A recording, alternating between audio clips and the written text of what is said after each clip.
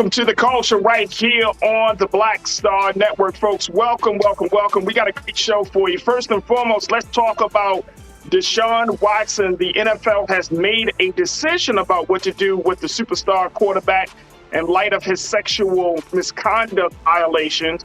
We'll break it all down, but more importantly, we want to get your reactions to the new sentence of Deshaun and what his suspension is going to look like and what it entails. So get ready to hop on and be a part of that conversation.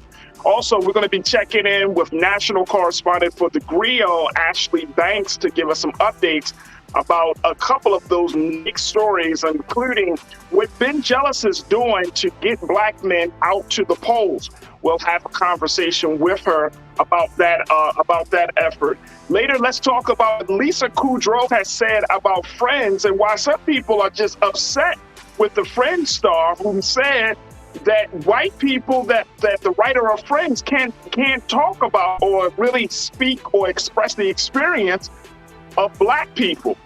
I'm going to share with you the full quote, and then you determine whether you agree with her or not. And then later, let's have more conversation about what's going on. I'm going to share with you about what Snoop Dogg is doing and a whole lot more. Folks, stay with us. It's a lot to get to on today's edition of The Culture right here on the Black Star Network. Let's go.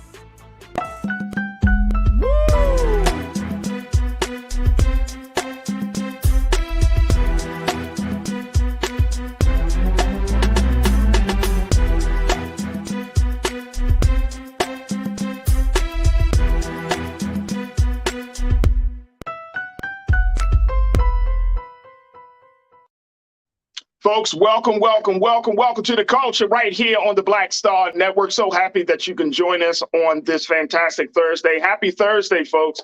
Thank you for tuning in. We got a lot to talk about, but first and foremost, before we start the conversations, I want to invite you to make sure that you show your continued support for the work that we're doing here on the Black Star Network. Make sure you go to our website at blackstarnetwork.com. Support us financially, support us with with sharing the content, support us, and making sure you let people know they can download the app for free. They can all find that information about everything that we're doing right on blackstarnetwork.com. And big shout out to my online culture crew, y'all. I want to hear what you got to say. We got a lot of big conversations lined up for you, so I'm very, very excited to get your feedback. Make sure you show up and you share your thoughts on our on our YouTube channel, as well as our Facebook page. And let's have the conversations that you love to have, folks, talking about the culture. And we are so excited to jump into this conversation because we want to talk about the latest and with the superstar quarterback from the NFL, Mr. Deshaun Watson. You know, we already talked at length about what he has done, but the big conversation now has been what has been decided on, as the NFL has made a decision about his suspension. Now, y'all remember that it was at first ruled that Deshaun Watson was going to be suspended for 6 games for his sexual misconduct violations against a number of women who have filed lawsuits against the quarterback. 24 women, in fact, have filed lawsuits, even though there were over 60 women that Deshaun Watson had interacted with over the past 2 years that he was in Houston and doing some really, really, sexually oriented activities with. And out of those 24 women, he had settled with 23. Well, that has led to the NFL deciding to state their case and saying that they would like to see some harsh penalty against the quarterback. Now, he has since moved from Houston, gotten to the Cleveland with a whopping $230 million guaranteed deal, meaning that he will still get paid even if he doesn't play. But the first ruling and the first decision that was made was that he would be suspended for 6 games and fined for $5 million. Well, that suspension was appealed. And as a result of that, that decision was not determined yet, as a new judge is still reviewing the details of the case. So here's where the NFL stands on it. Take a look at this. Keenan, let's throw this one up first, brother. The NFL said that rather than wait for former New Jersey attorney Peter Harvey's decision on the NFL's appeal of the initial punishment handed down, the league and Cleveland Browns quarterback have agreed that Watson will be suspended 11 games and fined $5 million for violating the league's personal conduct policy amid allegations of sexual misconduct. The NFL announced this earlier today.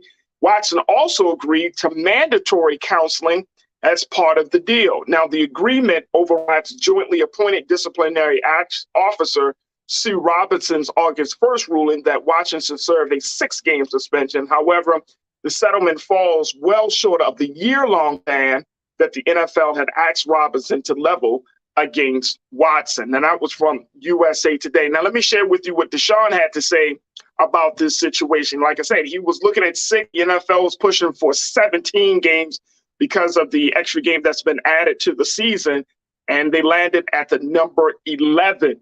Here's what Deshaun had to say about the whole situation. He said, quote, "I'm grateful that the disciplinary process has ended and extremely appreciative of the tremendous support I've received throughout my short time with the Browns organization." He said, "I apologize once again for any pain this situation has caused. I take accountability for the decisions I've made. My focus going forward is on working to become the best version of myself on and off the field and supporting my teammates however possible while I'm away from the team. I'm excited about what the future holds for me in Cleveland." We wanted to get your reaction to this. So folks, post your comments on our YouTube and Facebook page. What do you make of this? Do you agree or disagree with this decision about Deshaun Watson? Also, I want to bring in national correspondent for the Griot. She's been doing fantastic work here for Black Star Network here on The Culture. Ashley Banks is joining us as well. And folks, make sure you post your comments, and we would love to hear what you have to say. Ashley, thank you so much, sis, for checking in on this situation. I've already said a lot about this. I'm going to keep it real with you, Ashley. I've already said a lot about this. Okay. But, okay, 11 games, $5 million fine, mandatory counseling. Is this sufficient? Many people say no. Obviously, Deshaun wants to move forward with his life. As you read his statement, he's like, you know what? I just want this to be the past. I want to live in the present and keep it pushing. But many people are just saying this is a slap on the wrist. First of all, $5 million. This man he signed a $230 million contract. So $5 million to him is absolutely nothing. And then people have been mentioning and comparing Deshaun Watson's suspension to that of Michael Vick and how he had a harsher punishment for abusing dogs. And people are like, Deshaun Watson has abused at least 24 women that filed lawsuits against him. And this is your response, NFL? People also compared this to Colin Kaepernick and stated that it seems like Colin Kaepernick had a harsher sentence for protesting during the national anthem than Deshaun Watson is facing. So many people are really upset and questioning if the NFL really does care about protecting women, or do they just care about protecting their bottom line? And so we know that Deshaun Watson is a star quarterback. He's at the Browns. The Browns have stated that they essentially need him, right, to win. And so it's like, is it more about winning than it is about protecting women in this instance? It's very unfortunate, but Deshaun did mention, although there were 24 lawsuits filed against him and he settled for 23 of them, that does not mean that he's guilty. And yes, sure, in the court of law, he has not been made guilty or been stated that he is guilty of committing a crime. But that doesn't mean that he didn't commit this, right? And it doesn't mean that these things did not happen. But it's just very unfortunate to see that this is the NFL's response. Some people are even calling this a vacation for Deshaun Watson, saying, just a little more than 2 months, he's going to be on vacation while he's still getting paid. He gets to play in the December 4th game against the Texans. And before that, he gets to practice. So essentially, he's only going to be sitting out for a very short time over these serious allegations that are pending against him. So you bring up a lot. You bring up some great points, Ashley. And, my face right now is to everything you just said is like, Yeah. Yeah. I mean, okay. So if we look at it, the NFL was actually saying that they were actually pushing for 17 games. They were actually pushing for him to pay more than 5 million. And of course, they were also pushing for the mandatory counseling. So they were actually looking for him to try to get him to not play at all. Yeah. And I think the Browns had something to do with it, obviously, making some decisions behind closed doors and like, hey, please, look, we'll do something. And they probably, and maybe they can't get out of that $230 million deal, right? Because this would warrant, I would think, Ashley, I think it would warrant for them to cut him from the team and say, okay, we're going to pay you say half of that or a quarter of that because we're in we initially made an agreement. So they may not have been able to get out that deal. And they petitioned the NFL, lobbied the NFL to say, hey, can we figure something out, right? Yeah, no. I just don't like the part of he agreed. Like it just doesn't feel like a penalty for him. It's like, oh, okay, cool. 11 games. He agreed initially to 8 games being suspended. Now he's like, okay, 3 more. Okay. And so you're right. I mean, I think it's just feels a slap on the wrist. If we were to talk about the great hypocrisy of NFL decision making, then I think that the game will be over, right? Like, yeah, Cap has not been signed. And Jawan, you checked in and you made that very point. You were like, you can't talk about Deshaun Watson when Colin Kaepernick hasn't been signed. Colin Kaepernick never violated a sexual misconduct policy. Colin Kaepernick certainly didn't get a whopping, $230 million and then made the whole, not just the team, but the whole league look crazy where everybody is talking about this. Colin Kaepernick did not make the fact that brought, called the league's commitment to women issues and to women in general, call that into question. So all of this, Colin Kaepernick, we know the Colin Kaepernick thing is just wrong. That's just totally wrong. So, I mean, it sucks. It sucks. Yeah. And here's the other part about it too, and then we want to get to hear from our culture crew online. The other part about it is it's a black man.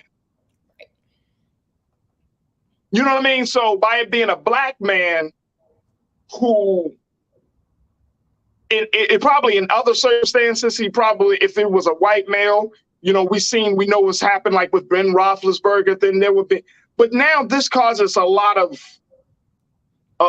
what's the word I'm looking for, Ashley? You as black men, now we kind of have to take sides. Like, okay, do you want to make a black man not to be quote unquote crucified, or do you want to kind of have a black man being punished for abusing women? Right. And that puts us as black people, again, that puts us in this crazy ass space. It does. It does. Like you're saying, it's like, do you sit back and you say this man has not been found guilty in a court of law? So we should take the allegations at face value. And should we talk about the disparities, like you're saying, in the NFL, what happened with Ben Roethlisberger and a few others that are of a different race? Or do you hold him accountable and say, although he has not been found guilty of committing a crime and just an investigation by the NFL found that, he is guilty of sexually assaulting these women. Do you support this punishment and move forward? Or, what do you do? And like you're saying, that's the first thing that I thought about when the news broke, months ago about this. It's just like, really, we don't need this. This is very unfortunate. But as a member of the Black community, it is really hard when it comes to responding to situations like this, because you can see the disparities. You can see what's happening here. Yeah, He absolutely. does need to be held accountable at the end of the day for everything that has taken place. Absolutely. All right, let's go to the comments. Let's go to our online culture crew, folks. Post your comments as we have this conversation. Damon, my guy, Damon, thank you so much for checking in. Damon, you said, I'm glad the suspension has been decided. I am tired of hearing about it. Yeah, me too, Damon. With that, he is sick in the head. He needs counseling. He needs help. He needs help. I think we all could agree that he needs help. I'm serious. He needs help. Chris, you checked in. Damon, thank you so much. Chris V, you said the NFL is a joke with these suspensions. They never can get it right the first time around. Yes, Chris. Actually, I don't understand. You would think that it would be like they make it so hard to do the right thing. It Chris, makes no sense. I just don't get it. A legal team and have things in place. You know what can happen. I mean, you have a legal team, you have advisors. It shouldn't be that difficult. I mean, every time a big opportunity comes along, that we as the public, we say to ourselves, "Oh man, this is a slam dunk decision." It's like they're fumbling and bumbling through it, and it's like you're like, "What? What?" And then you wonder, like, wait a minute, are you guys just intentionally sabotaging your own decision making, or do you not want Black people there? I mean, I get it. A lot of Black folks decided to stop watching because of Colin Kaepernick, but you still got, we already know 70% of the players are Black in the NFL. So, you still got those other Black men who came from all these different backgrounds who see making it to the NFL still a big thing, right? They're still, you got brothers in the league that are doing something for the communities that they come from, that are being role models, that are family men. They're not all out partying and just doing wild shit. You know what I'm saying? So you're like, again, you got to be in a space like, I want to support the brothers because they're doing great things. Their talent is God-given. But then at the same time, you're like, golly, the NFL just put you in this, not just this economic space, this economic dilemma, but this moral dilemma. You know what I mean? And I mean, Black folks, how many more dilemmas we have to decide that we're going to be Black or for a system. And it's crazy. It's absolutely insane. Yeah. So many politics, Farajii. Too many damn. But all I'll be wanting to do is just watch football. That's it. I mean, I love football. I love the game of football. Mm-hmm. All I want to do is just watch football. And it's like this other shit. I hear you. Hey, King Lee, Chris B, my man, thank you, brother. King Lee, my guy, you said perhaps he will get the psychological help that he desperately needs. Yeah, I hope so. I really do hope so. It doesn't seem like it because he's so quick. And I think to your point, Ashley, you say he seems like he just wants to move on. But it's like, bro, 24 women? Like, how are you going to much move on from that? Like, I get it. And I said it when I don't know if you read, I'm sure you probably did, but when he did that last apology, he was like, "Oh, I'm sorry about the women I've impacted." Mm-hmm. I'm like, that is the wrong choice of words, bro. Right. And like, he said impacted. Yeah, like you said, he also added that he apologized because he felt like people were triggered by what he was being accused of, not because he did anything wrong. Right. So it's like, if he really did do something wrong here and he gets this psychological help or goes to therapy, I mean, is it really going to work if he's in denial and doesn't believe that he did anything wrong? So. No, it's not going to work. Janae, you checked in. Janae, good to hear from you, sis. You say, what does a financial fine say? That if you have money, you can get away with the crime/abuse? Really should be out of the league, definitely for the entire season. There are other players. Exactly. I'm with you on that one, Janae. Jawan, you said it. I just want to know how Deshaun Watson can stay on the payroll, but Colin Kaepernick can't get signed. Because Colin Kaepernick shows some level of racism. Ashley, can you answer that? Can you bring some peace to our brains on that? I can't, because even the NFL apologized for its handling of Colin Kaepernick. So essentially, there's no reason, there's no answer as to why he hasn't been signed, other than the politics of the game, the people who are in control behind the scenes. They're still upset that this man kneeled during the national anthem, as opposed to really seeing the real issues at hand. As we mentioned before, he hasn't hurt anyone. Colin Kaepernick hasn't threatened the lives of anyone, hasn't physically abused anyone, sexually abused anyone. He literally was standing up for his community. Right. As simple as that. And as a result, he gets, whiteballed out of the league for years. Rashida, my sister, you always check in. Always glad to hear from you. You said, I don't feel sorry for him. Hopefully this will teach him a lesson. If not, keep finding him until he's broke. Well, if you got $230 million in the bank, Ashley, you're going to be finding him at $5. Okay, let's keep finding him till he's broke. $230 million, $5 million right now. Okay, to one. You're going to have to find him at least 50 something times. Yeah, close like about 40 something times, really. And then it's like, you saw about 46 times and finding like, who has time for that? Like, just get it right the first time. Mm-hmm. Yeah, Rashida, I hear you. Allison, you checked in. You said, I agree with the decision, but I am confused with his lame so-called apology. He's just sick. His money, he could have paid for his pleasures. Well, I don't know. I think we brought that up before. I think I definitely brought that up before. Like, and I think that to the point of the sickness behind sexual abuse, sexual violence, that's the thing. Like, a lot of these guys, it's not about the sex, it's about the power. Mm-hmm. And I think that's the important thing for us to keep in mind, that it's not about the actual sex, or it's about having that power. And I think that that we should keep that. We should understand that he just loves to express. And you could tell, like, he still hasn't fully taken full accountability. Yes, he could say in a statement, yes, these are my decisions, but you haven't taken full accountability. Like, you haven't really shown remorse to the point where people believe you.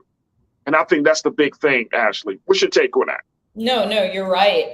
We've seen it time and time again with these celebrities who have been found guilty of sexually assaulting people. And it's like, sure, they have the money to pay to have these sexual interactions, but they don't even need the money. It's just their clout, who they are. They can attract the people that they want.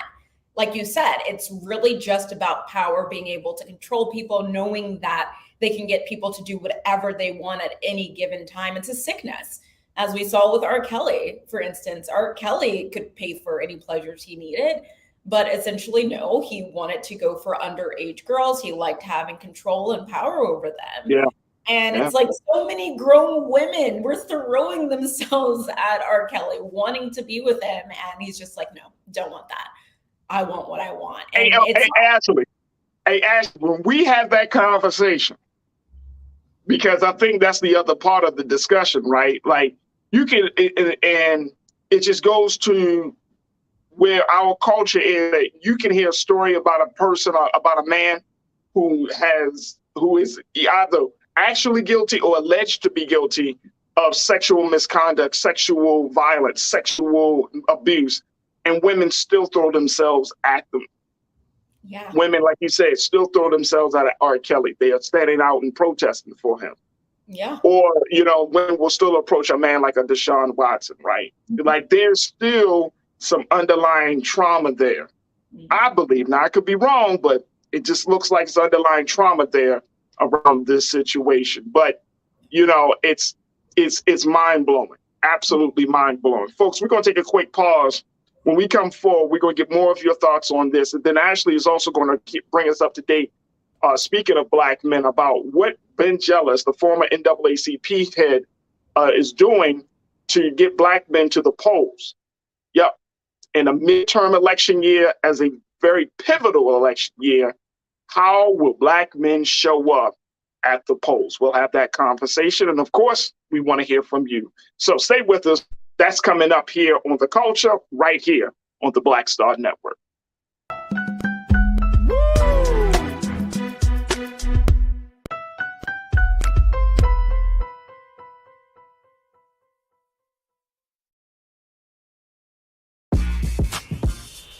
When we invest in ourselves, our glow, our vision, our vibe, we all shine.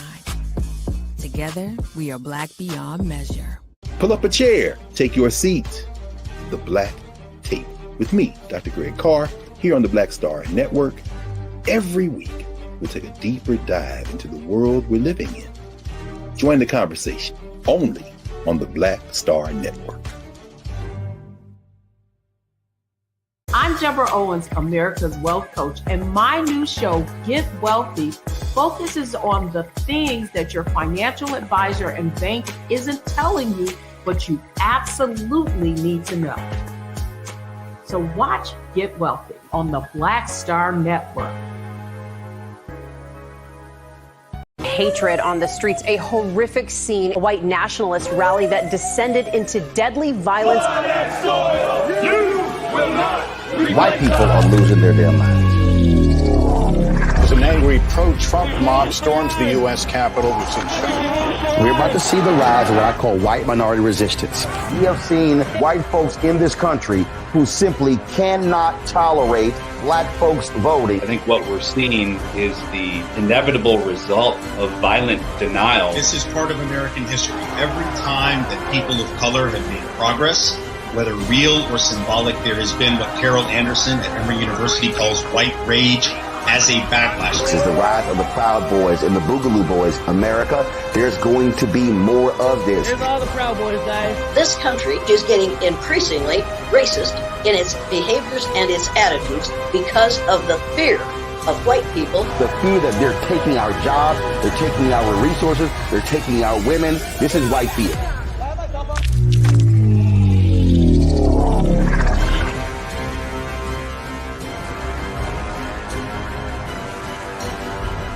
When you talk about blackness and what happens in black culture, we're about covering these things that matter to us, speaking to our issues and concerns. This is a genuine people-powered movement. There's a lot of stuff that we're not getting. You get it, and you spread the word. We wish to plead our own cause. Too long have others spoken for us. We cannot tell our own story if we can't pay for it. This is about covering us. Invest in black-owned media. Your dollars matter. We don't have to keep asking them to cover our stuff. So please support us in what we do, folks. We want to hit 2,000 people, $50 this month, raise $100,000. We're behind 100,000, so we want to hit that. Y'all money makes this possible. Checks and money orders go to P.O. Box 57196, Washington, D.C. 20037-0196. The Cash App is $RM Unfiltered. PayPal is R Martin Unfiltered. Venmo is RM Unfiltered. Zelle is Roland at RolandSMartin.com.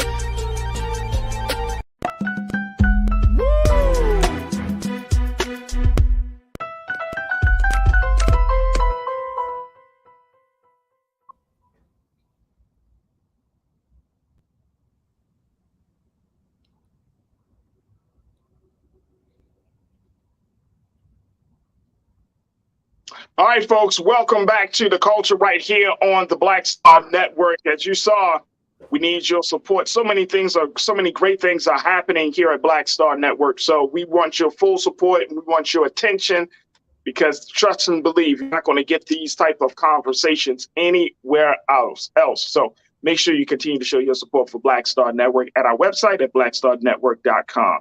All right, folks, we've been talking about Deshaun Watson, getting your reaction to the NFL's decision to suspend the superstar quarterback for 11 games, also fining him $5 million and making him have mandatory counseling. Just asking the question, what do you make of this? Now, we have been having this conversation with national correspondent for the Griot and Here Culture, Ashley Banks, to share with us her thoughts about this situation. Ashley, I just want to take a couple of more comments from our online culture crew and get some words from you as well.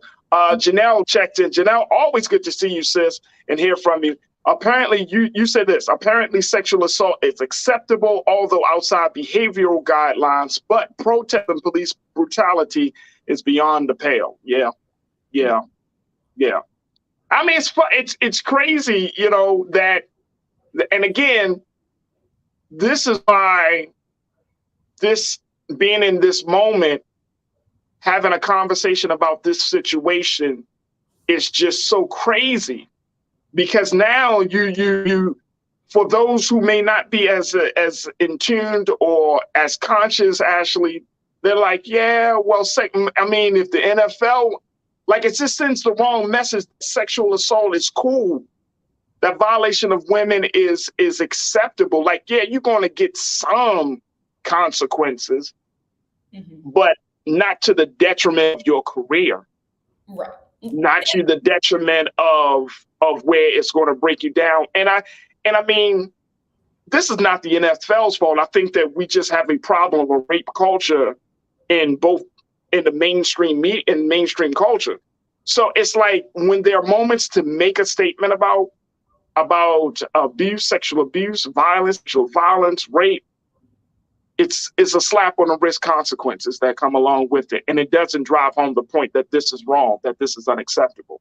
Right. And that women need to be protected. I wish that there was a rule just across the board of consequences for things like this, so that everyone, no matter what your race is as a football player, if you are found to be guilty of sexually abusing someone, of raping someone, or just, misconduct in general, that you were dealt with in the same manner. But for instance, we saw with Ray Rice here in Baltimore, where he was seen, beating his then fiance at the time, and he apologized. She even came out and said, I was engaging with him. We were fighting each other. And that was to the detriment of his career. And it's like, now we're seeing Deshaun Watson, where once again, just a slap on the wrist, where he gets a couple of months off and then he's back on the field getting paid these millions of dollars. It's just unfortunate to see what's happening here. Some people, it's a detriment to their career. Other people, it's just like, okay, well, it happened and let's move on. And so, it's just not right. Crazy. And the crazy thing about it, though, out of all of this, the Browns knew. Like, when they signed him, gave him this shitload ton of money, right? You know what I mean? They knew he was going to be a liability, but they didn't care. No, because all they see is winning. That's all that mattered to them. We're paying to win. We are paying him this lump sum of money, this $230 million, because he's going to help us win. We don't care what you did. We don't care that you sexually assaulted all these women. We don't care. Are you in jail? No. Okay, then you can play. That's a sad message that the Browns are sending. But that's what they're telling us, that they don't care. So. Yeah. Hey, Karen. So Karen, you I think you hit the nail on the head with your comment as well. You said, look, the suspension and fine are nonsense. The NFL should take a firm stand and terminate his contract. This will make zero tolerance consequences clear to all NFL players. That's the slippery slope. And as we wrap up this part of the discussion, Ashley, I think when we're talking about moving forward, looking forward, as Deshaun wants to do, he wants to move forward. Your case is going to set the precedent that you can do this, that you can continue to do all types of crazy madness and to things, especially off the field, especially to women, and that the NFL is going to allow it to some degree, that you will still be able to play. And if the NFL wants to really rebuild, or at least show the world that they're serious about punishing players and that they're trying to get the best people on the field as well as off the field, this is the wrong message that they're sending. How do you think it's going to move forward as we look forward when other cases come up?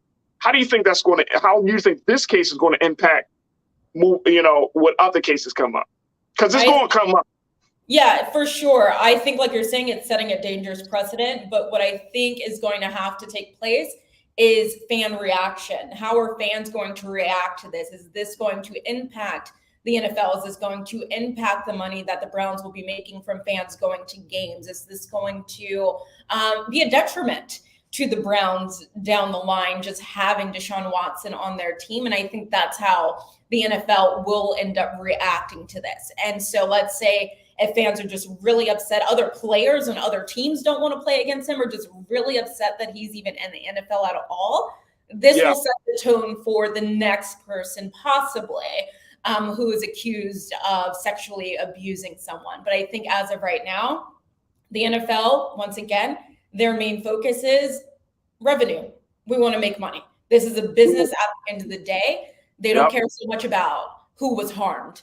that a detriment was caused to women, and that this could be triggering for women to see Deshaun, in real life while they're going to football games or on their television screens. They couldn't care less. So I think it's going to be determined by the way that people react moving forward with this.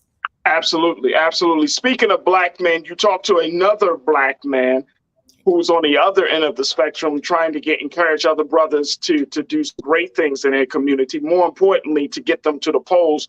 Let's talk a little bit about with the former NAACP president, Mr. Ben Jealous. He's also a former gubernatorial candidate as well for the Democratic Party in Maryland.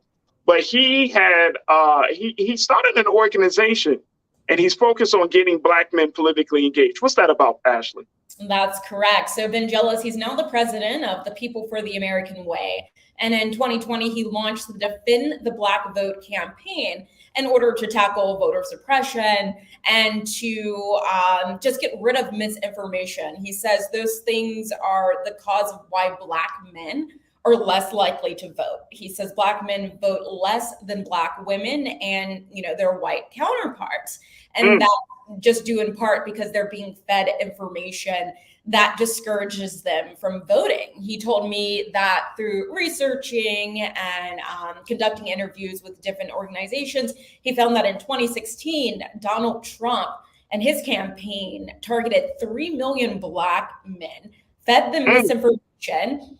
And for those who were on the fence about who they were going to vote for, whether it was going to be him or Hillary Clinton, through the disinformation campaign, it caused those black men to either not vote at all or vote for him, causing him to win in that election. And so Ben Jealous is aiming to stop that.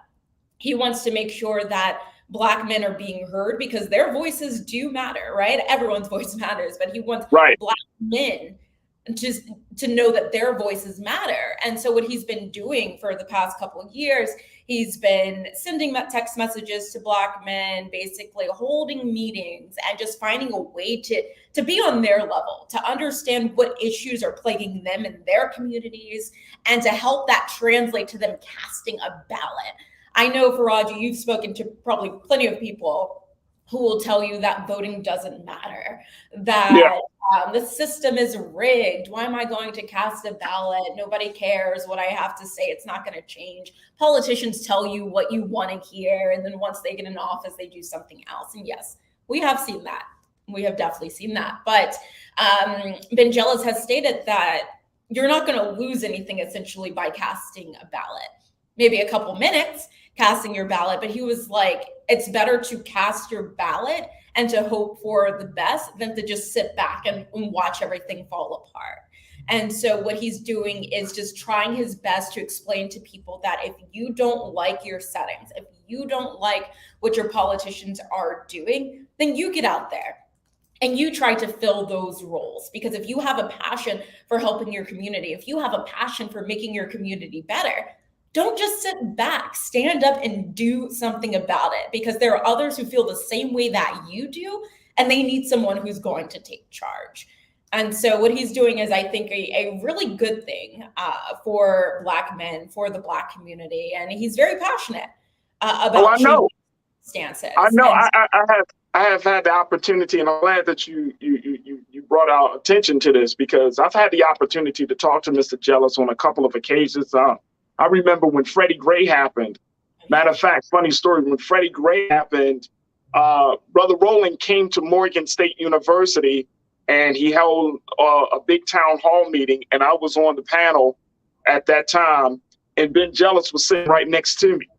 And so we started talking about police brutality issues and reform a little bit during the course of that, and then a little bit after that. So, I definitely know he's passionate. And this is fascinating to me, Ashley, just because, what was one of the big reasons why black men, for example, why we aren't voting, or why those 3 million black men decided to vote for Donald Trump, who has a history of bias and prejudice against black men.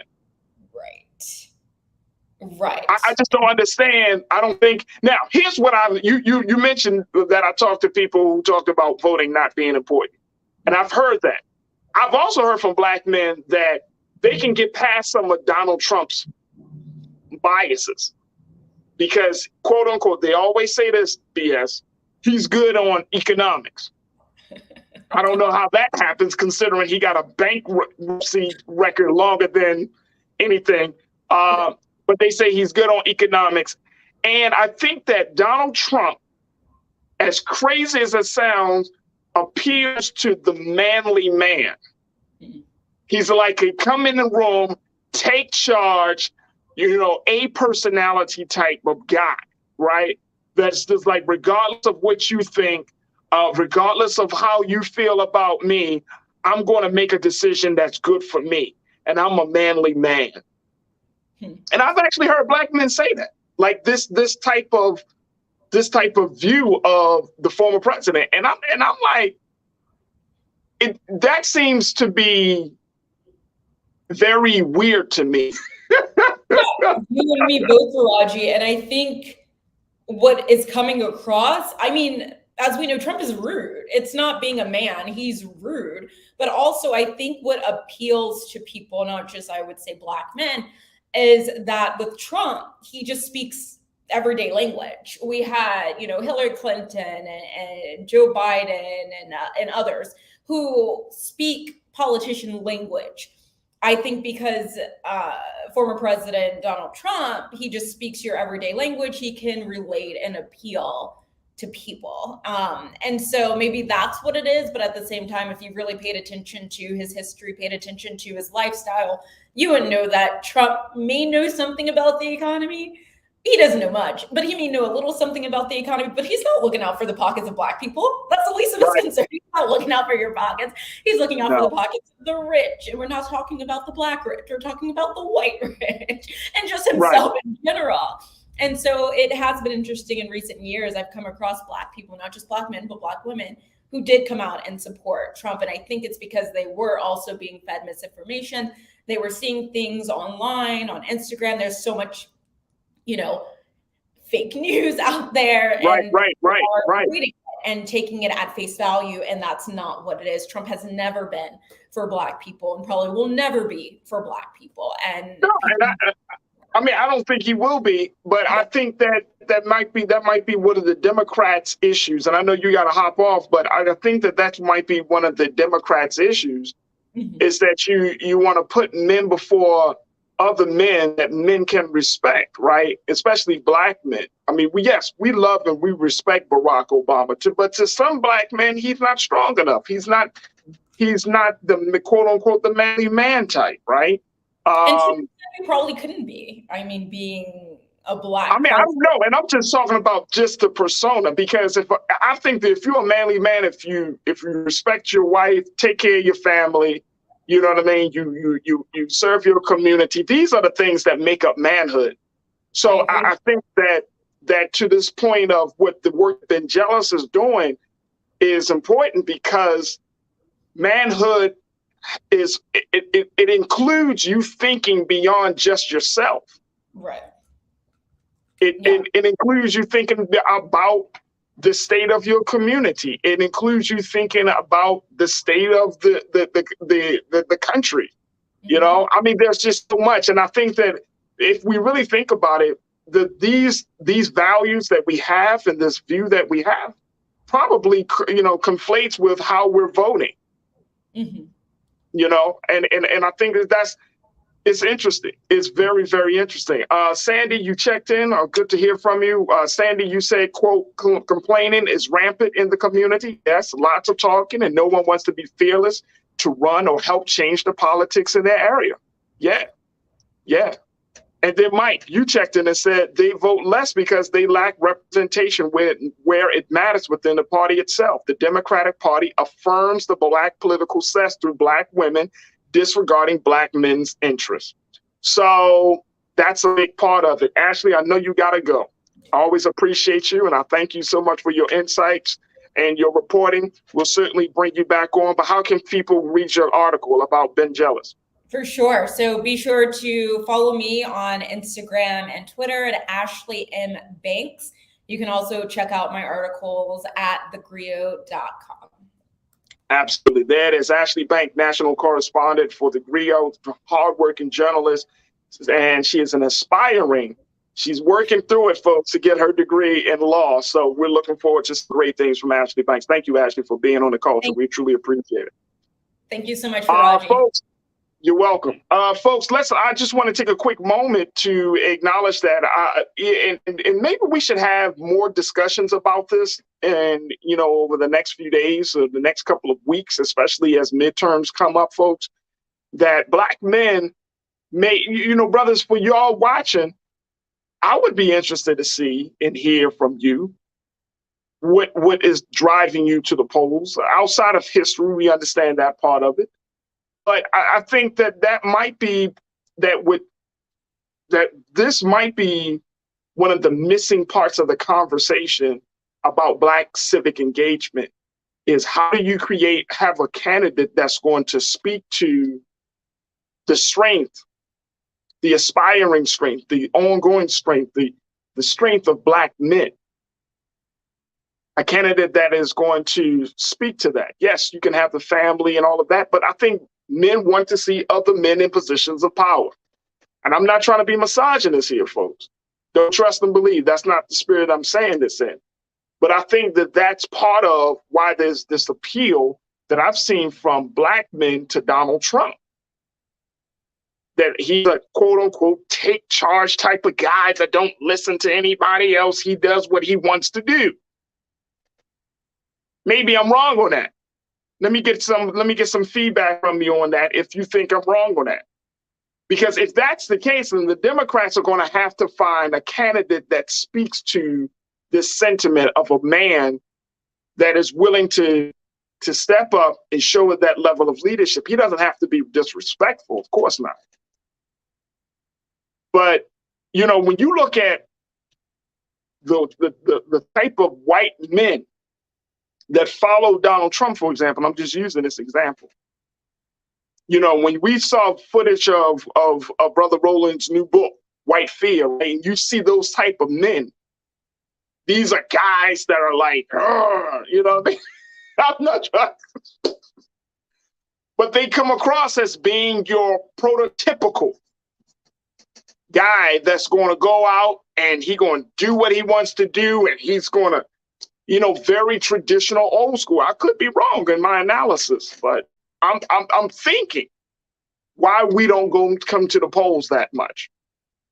Robin, you checked in. You said, Farajii, you're a manly man. I thank you. I appreciate that, Robin. The way you go hard on defending women is what we need to see more. Well, I appreciate that. But here's the thing. I'm surrounded by women, starting with my wife. I have a daughter. I'm surrounded by women. I was taught a certain way. I have aunts. I have women around me who share with me when I'm thinking crazy or when I'm on the right track. So, you have to, and I think as a man, that you should have a healthy circle of women who can check you and respect you, but also will guide you. You know what I mean? I think that's important, especially if you're a man in front of other men and women. So you got to have a healthy way. So Robin, I appreciate that, but that's my politics is based upon who I was blessed to be surrounded with. So that's important. Let's see. Sophia, you checked in and said, again, education. What the F is manly man? This needs to be defined so we are all clear of each other's expectations. Well, I'm using that term, Sophia, just very simply, meaning that, you have this A-type man, right? A man who, and I'm talking about traditionally, we are in a space. And if you think about it, we are in a space where the culture is now redefining what it is to be a man, right? A man.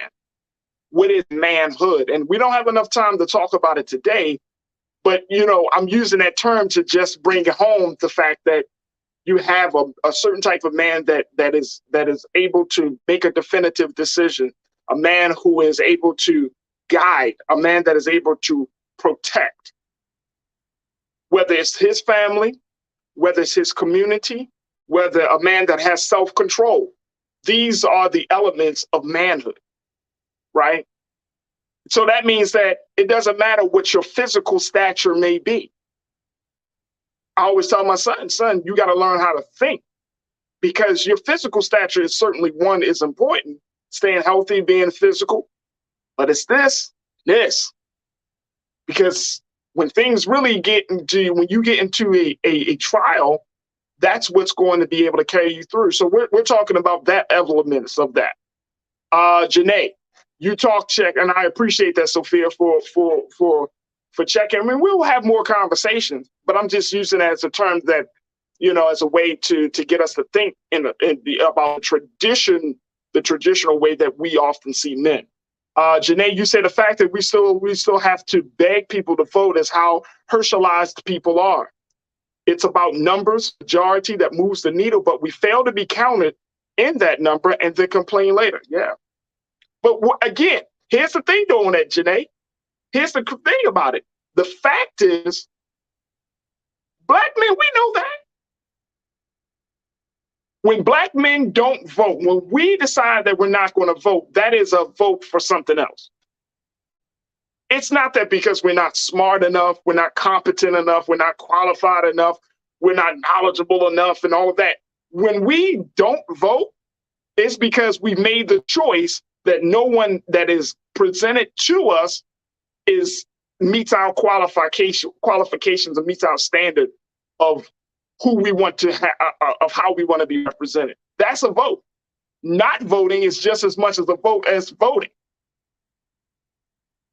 So that's why I asked the question. Well, I wonder why.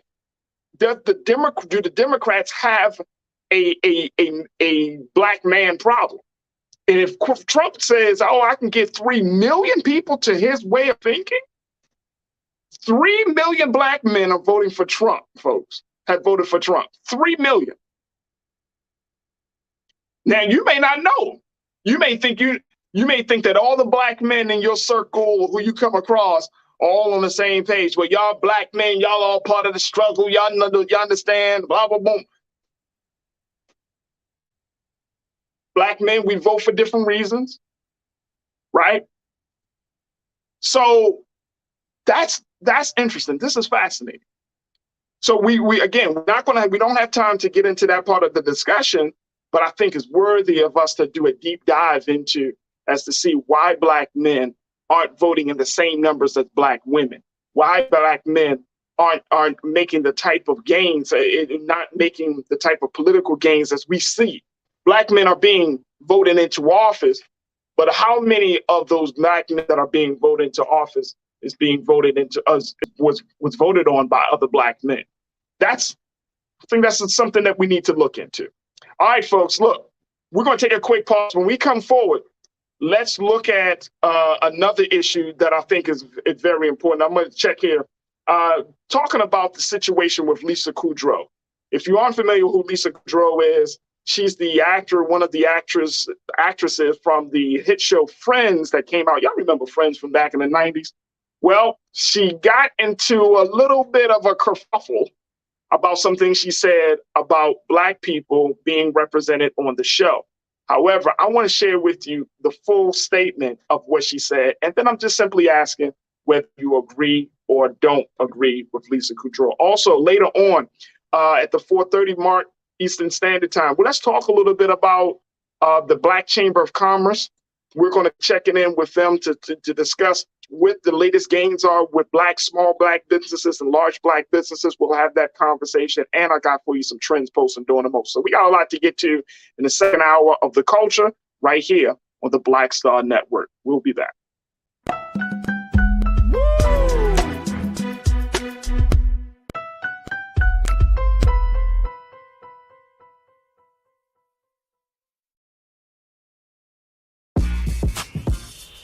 When we invest in ourselves, our glow, our vision, our vibe, we all shine. Together, we are Black beyond measure. Pull up a chair, take your seat. The Black Tape with me, Dr. Greg Carr, here on the Black Star Network. Every week, we'll take a deeper dive into the world we're living in. Join the conversation only on the Black Star Network. I'm Deborah Owens, America's Wealth Coach, and my new show, Get Wealthy, focuses on the things that your financial advisor and bank isn't telling you, but you absolutely need to know. So watch Get Wealthy on the Black Star Network.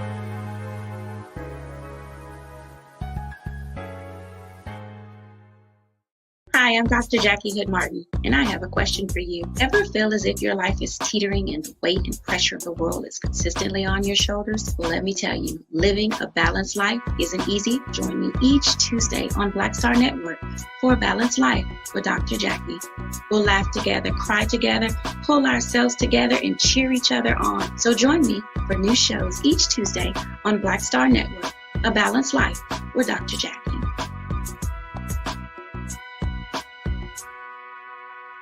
When you talk about blackness and what happens in black culture, we're about covering these things that matter to us, speaking to our issues and concerns. This is a genuine people-powered movement. There's a lot of stuff that we're not getting. You get it, and you spread the word. We wish to plead our own cause. Too long have others spoken for us. We cannot tell our own story if we can't pay for it. This is about covering us. Invest in Black-owned media. Your dollars matter. We don't have to keep asking them to cover our stuff. So please support us in what we do, folks. We want to hit 2,000 people, $50 this month, raise $100,000. We're behind 100,000, so we want to hit that. Y'all money makes this possible. Check some money orders. Go to P.O. Box 57196, Washington, D.C. 20037-0196. The Cash App is $RM Unfiltered. PayPal is R Martin Unfiltered. Venmo is RM Unfiltered. Zelle is RolandSMartin.com. Hatred on the streets, a horrific scene, a white nationalist rally that descended into deadly violence. White people are losing their damn minds. As an angry pro-Trump mob storms the U.S. Capitol, we're about to see the rise of what I call white minority resistance. We have seen white folks in this country who simply cannot tolerate black folks voting. I think what we're seeing is the inevitable result of violent denial. This is part of American history. Every time that people of color have made progress, whether real or symbolic, there has been what Carol Anderson at Emory University calls white rage as a backlash. This is the rise of the Proud Boys and the Boogaloo Boys. America, there's going to be more of this. Here's all the Proud Boys, guys. This country is getting increasingly racist in its behaviors and its attitudes because of the fear of white people. The fear that they're taking our jobs, they're taking our resources, they're taking our women. This is white fear.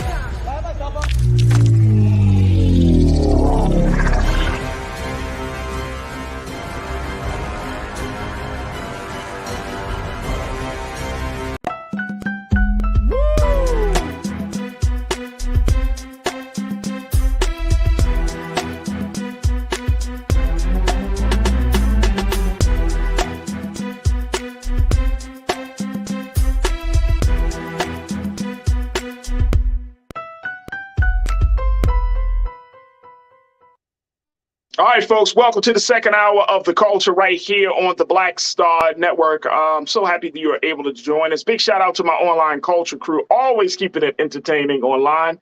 So we have these discussions. So many of you are checking in, so many new watchers as well. So big shout out to all my new watchers out there who are just getting involved. Man, I'm so happy to have you to share your thoughts on all of these different topics.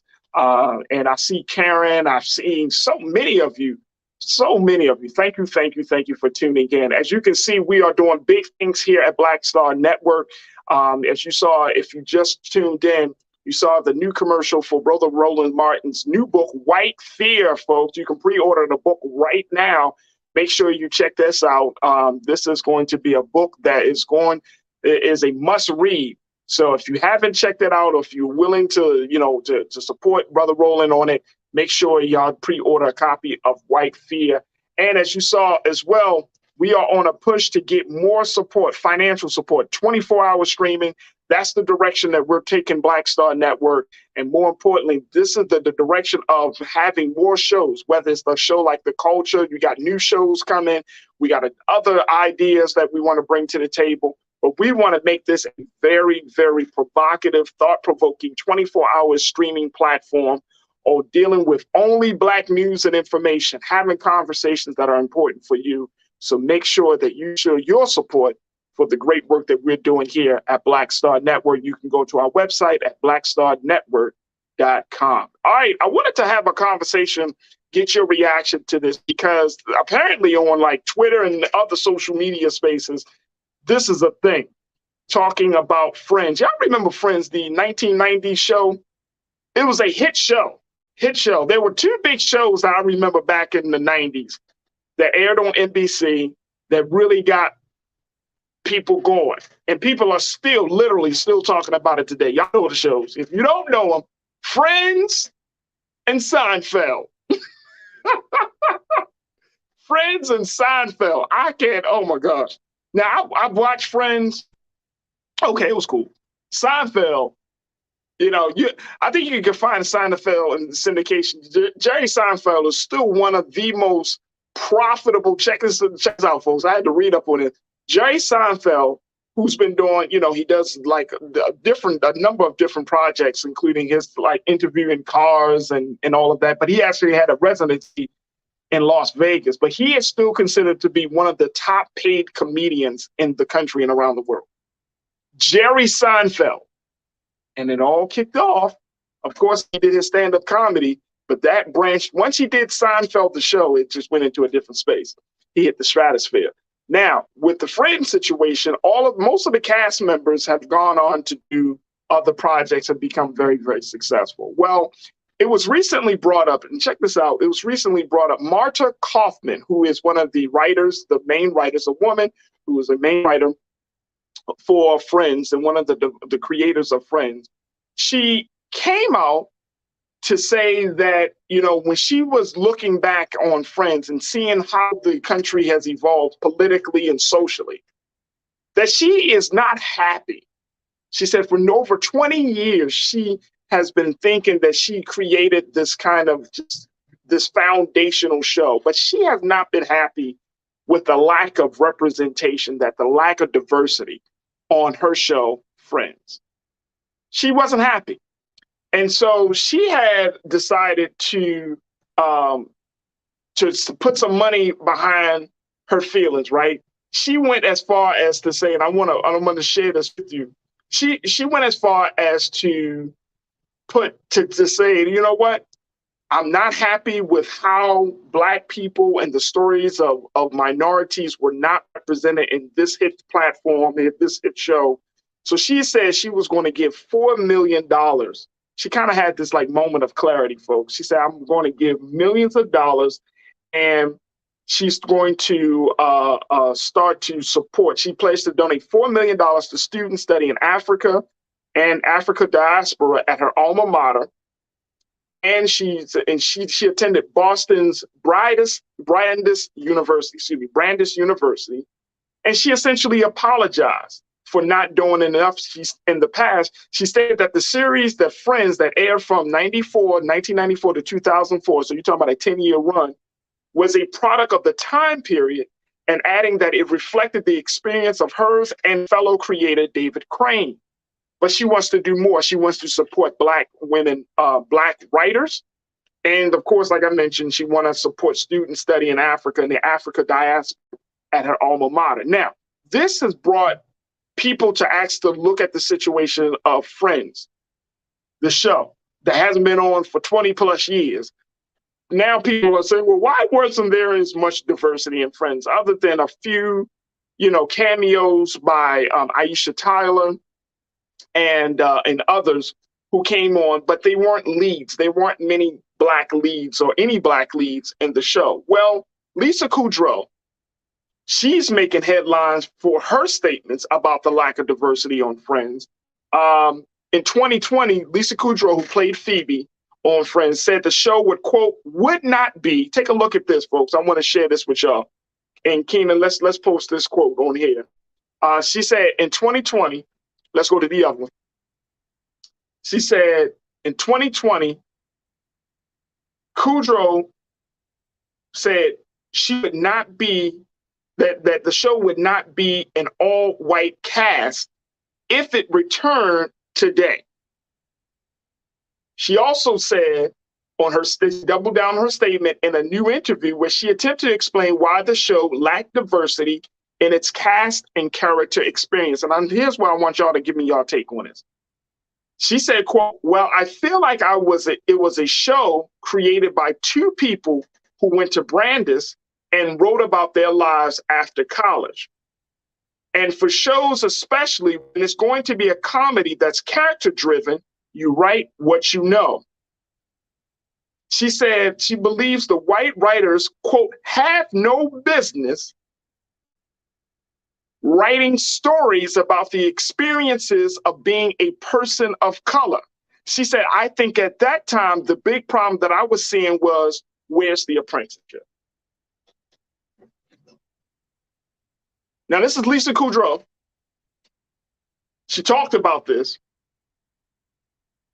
Do you agree with her? Do you agree with her? Was she right or was she wrong, folks?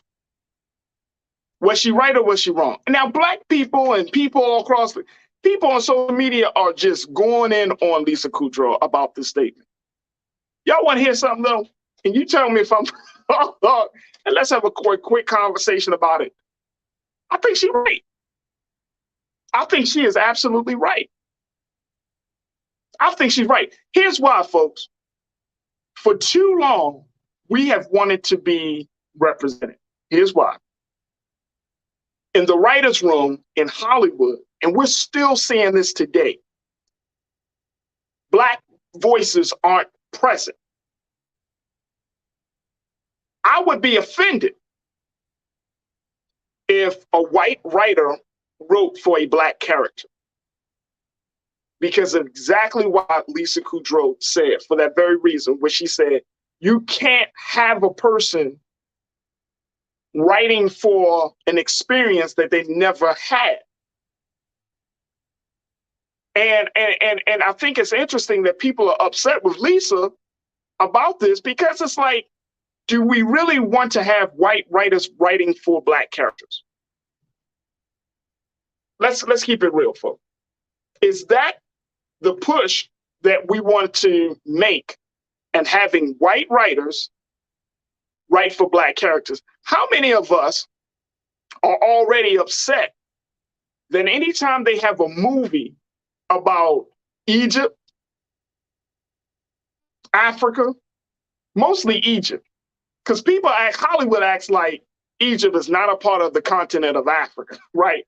So you cast white men to play these African Egyptian characters. We've seen that. We've seen that. You cast white women to play these Egyptian characters because we often believe that Egyptians are light-skinned, or they're more pale in their face. And it creates this thing like, oh no, she's Egyptian. I remember, here's an old school case of this. Elizabeth Taylor, one of the great Hollywood ingenues, right? One of the great Hollywood actresses.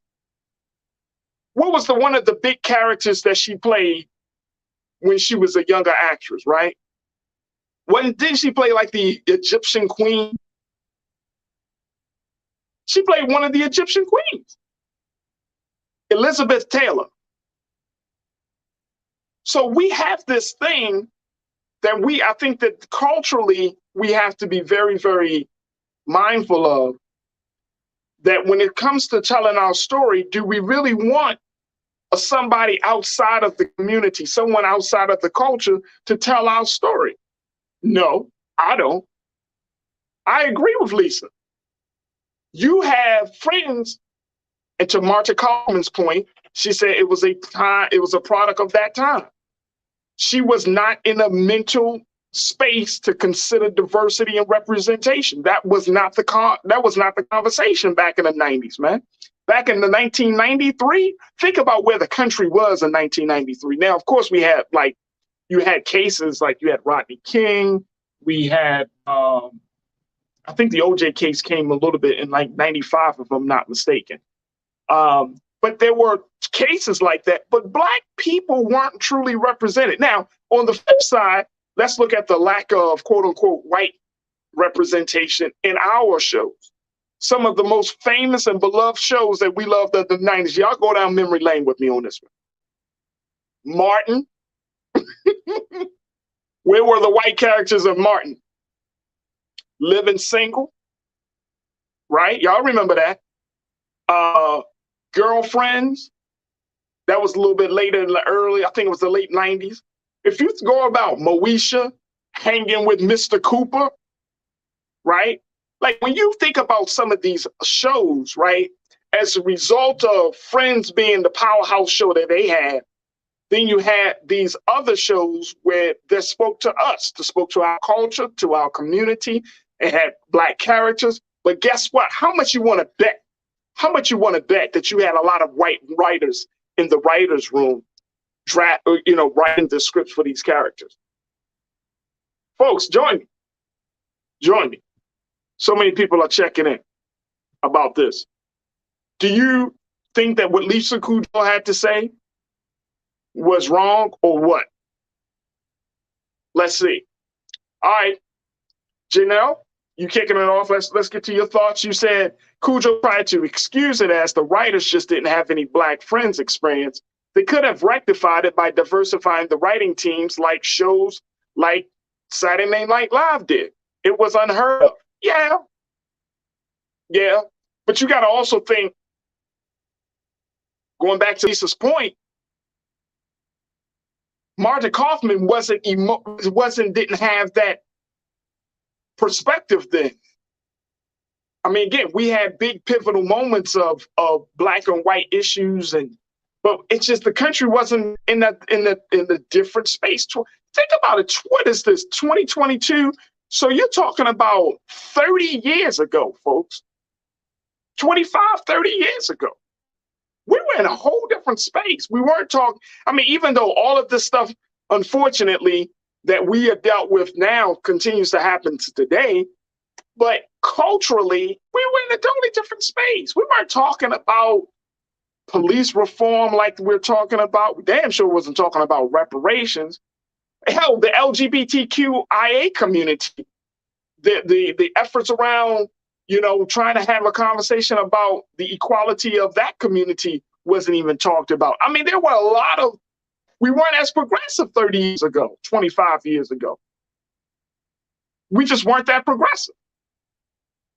Chris, you checked in and said Friends just stole the show idea from Living Single. Maybe. And I've heard that. I've heard that.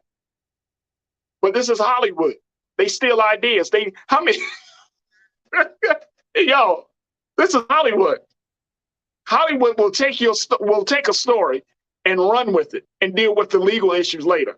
That's just the nature of the game. Robin, you check back in. Good to hear from you. You said Lisa is right and point.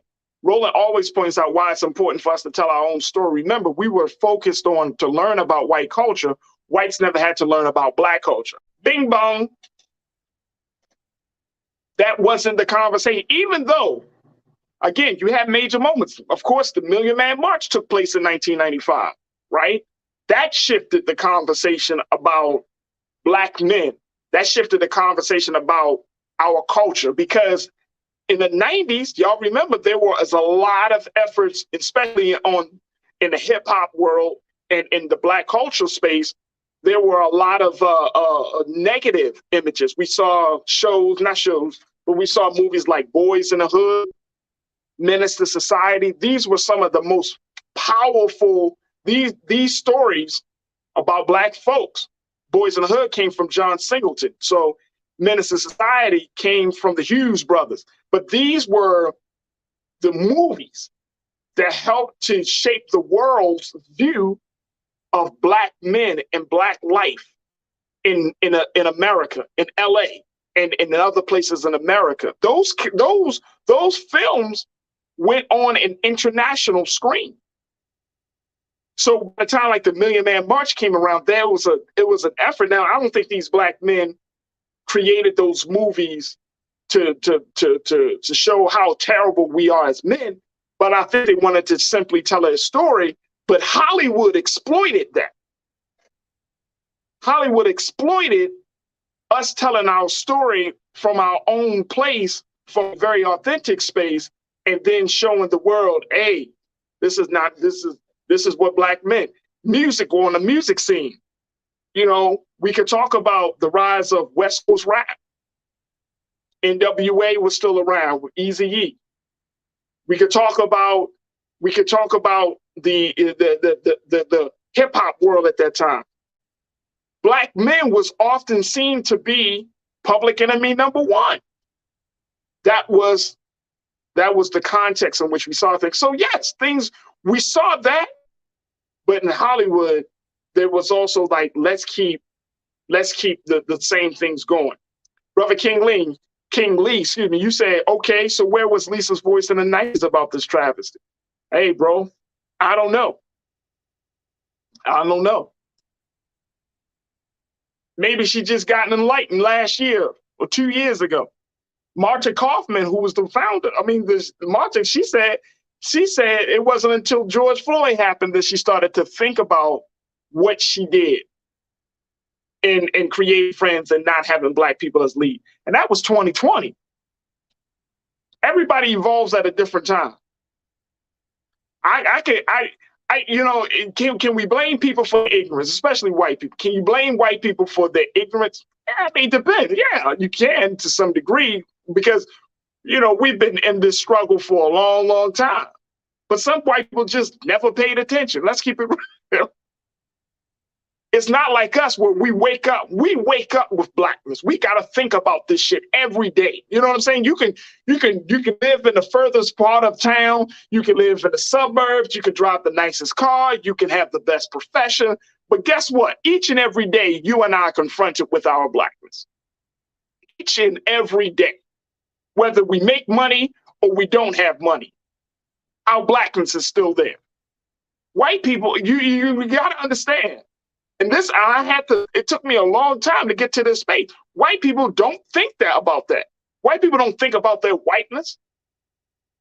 I never forget, I read Robin DiAngelo's book, what's the book? Not White Fear. Got me thinking about that. I'll bring it up.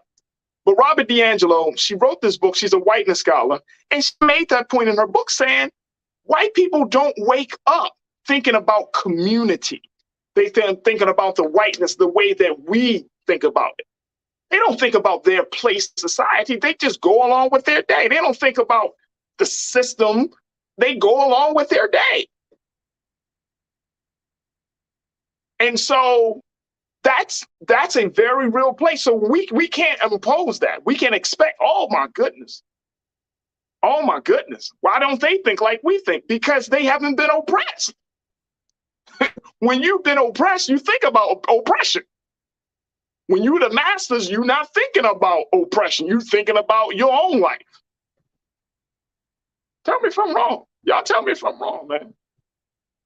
Tell me if I'm wrong. Janelle. Oh, let me go to, we got Janelle. Let's go to McCole. McCole, you checked in. Good to hear from you, McCole. You said, what did Lisa Kudrow say that was wrong? No lies detected. They should not be writing about a culture they don't know about. Facts. You know what? I'm cool with that. I can't write about if I was a writer, I can't write about the experiences of a Latino brother. I can't do it. It's a slap in the face to try to write about somebody else's culture, but not and have them in the room at the table. That's a slap in the face. Big slap in the face. So yeah, I'm with you right there, McCall. Janine, you checked in. Good to hear from you. You said this would be like having a bunch of white folks writing for the Cosby Show. We as Black people need to pick our battles better. Yeah. Great point. Can you imagine it was a lot of black, if you had so many white people writing for the Cosby Show? That's another great point. Let's look at the Cosby Show, right? One of the big reasons why the Cosby Show was such a huge show, not just because, and we talked about this, not just because Cliff and Claire were doctors and lawyers respectively,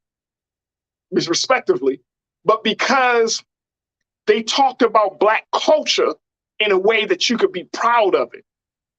That's what makes the story of Bill Cosby so sad, because he really did shine a light on Black culture, Black art, Black history. I mean, Black people learned a lot from the Cosby Show. We've gained from that.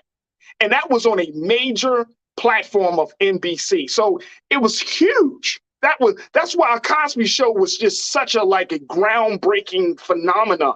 It was huge. It just broke barriers. And it was lucrative. It wasn't just like a small show. It was like white people watched the Cosby Show. You know what I'm saying? America watched, and now, you know, we when we talk about Bill Cosby, we say America's dad. I mean, it was just that such a big production. And money was spent on it, and the messaging was, be proud of your Blackness.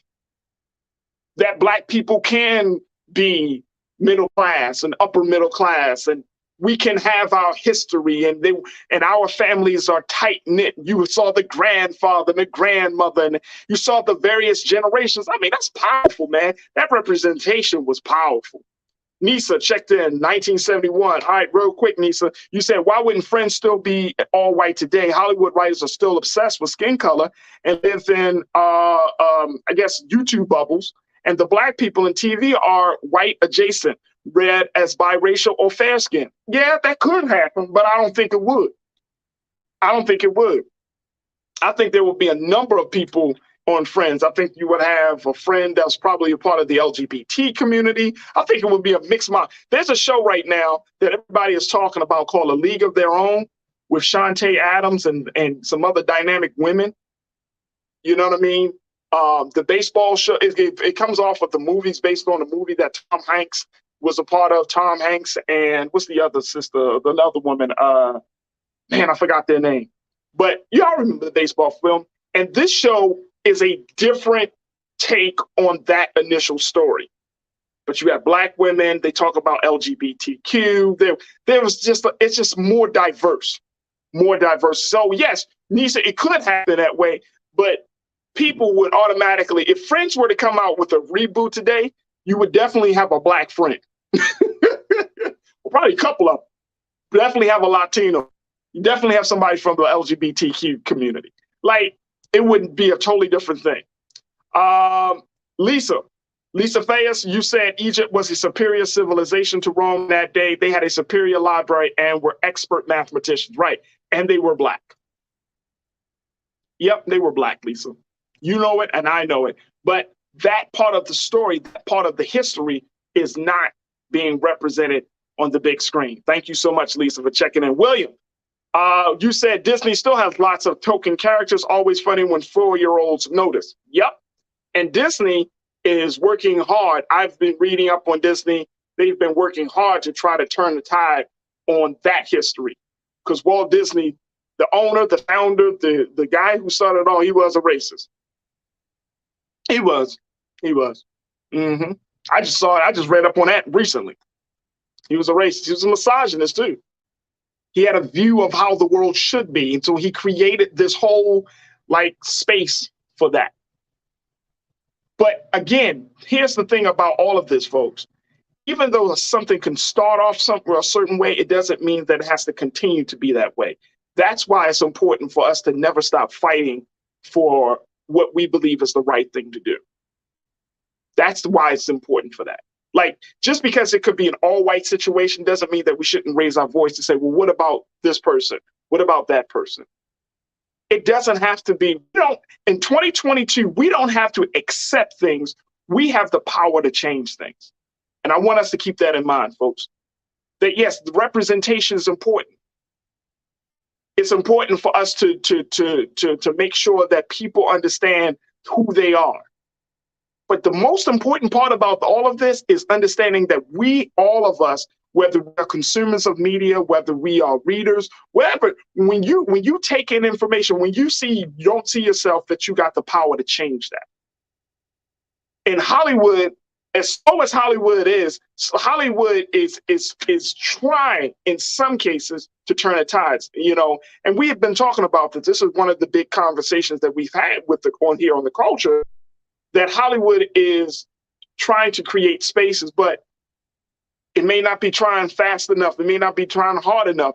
But that's why for those of us who are watching films, TV, taking in all of this media, that we say, you know what? No, it's not acceptable. It's not acceptable. And call people on their BS. Call companies on their BS. Because guess what? We are in a whole different space. This is not the 90s. This is 2022. You got all these people living in this country. You got all of this brilliance. People can write their own stories. People can speak from their own personal experiences. And just because a Black person or Latino person or LGBTQ person wants to talk about their experience doesn't mean that the experience of white people should, oh my God, they're trying to take over. No. It's just that we haven't been heard. We haven't been seen. And guess what? Guess what? That's the time we're living in. So I appreciate all of you for being a part of this conversation. We got to take a quick pause. When we come back, folks, I want to share with you some of the great work that's being done by the U.S. Chamber of Commerce Foundation, where we're going to be talking to the executive director, Mr. Lawrence Bowdish, about the open grant program for Black businesses and Black organizations. Let's talk a little bit about that, where we are with that. So let's continue the conversation right here on The Culture on the Black Star Network. We'll be right back.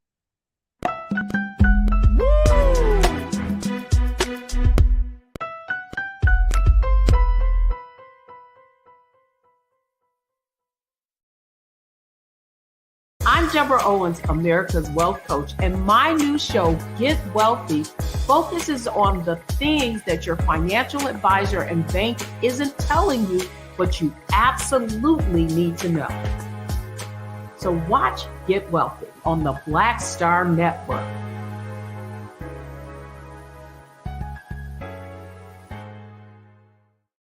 When we invest in ourselves, we all shine.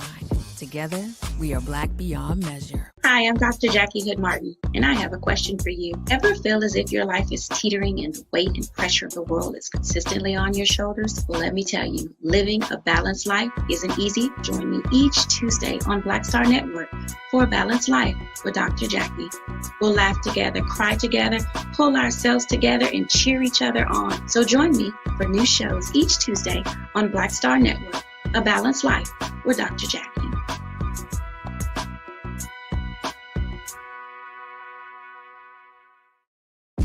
When we invest in ourselves, we're investing in what's next for all of us. Growing, creating, making moves that move us all forward. Together, we are Black beyond measure. Pull up a chair, take your seat. The Black Tape with me, Dr. Greg Carr, here on the Black Star Network. Every week, we'll take a deeper dive into the world we're living in. Join the conversation only on the Black Star Network.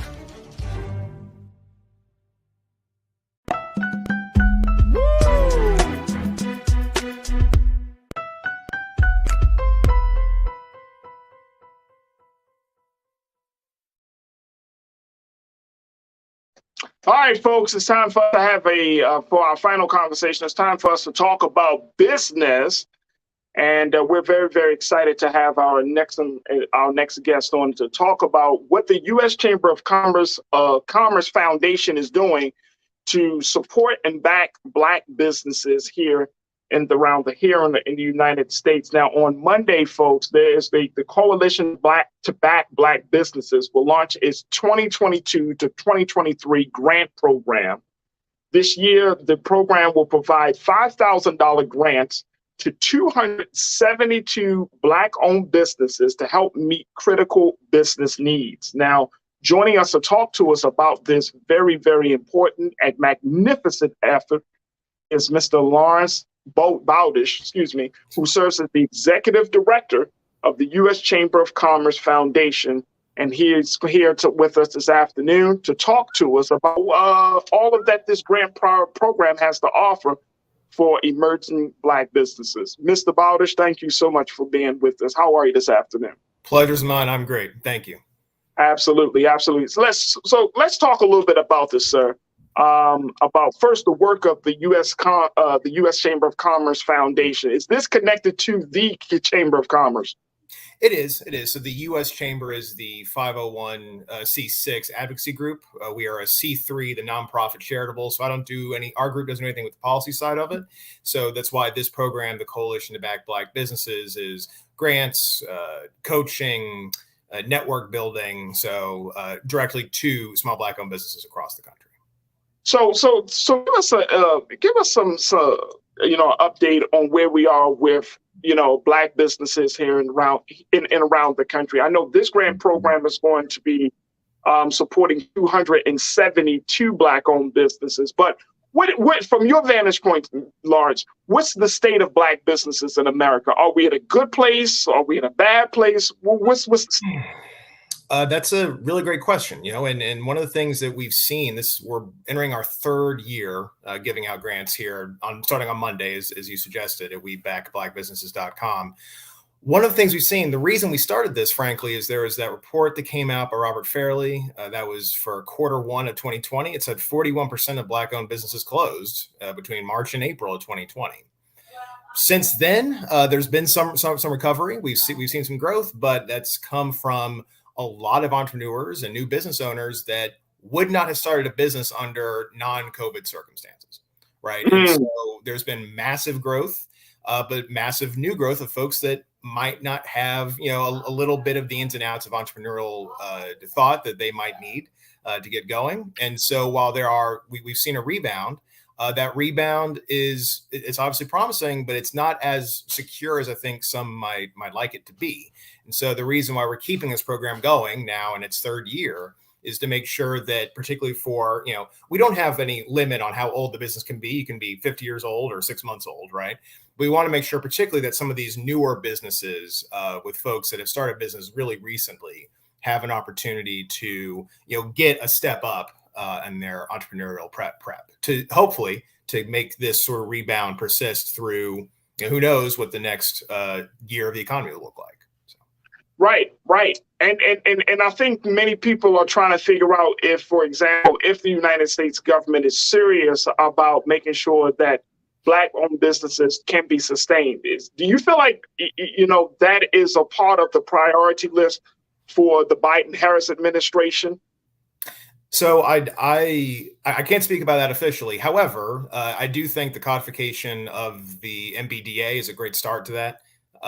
So I think that is an important step in the right direction.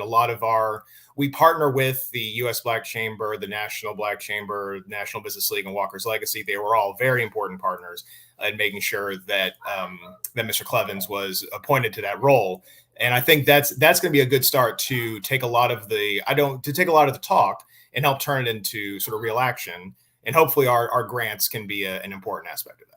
Absolutely. One of the big things about having this conversation with you today is that I wanted people to know before the grant program opens on Monday how serious and important this is, because you have a limited number of resources, a limited number of grants for 272 businesses. What do you for those 272? Talk to us about the qualifications.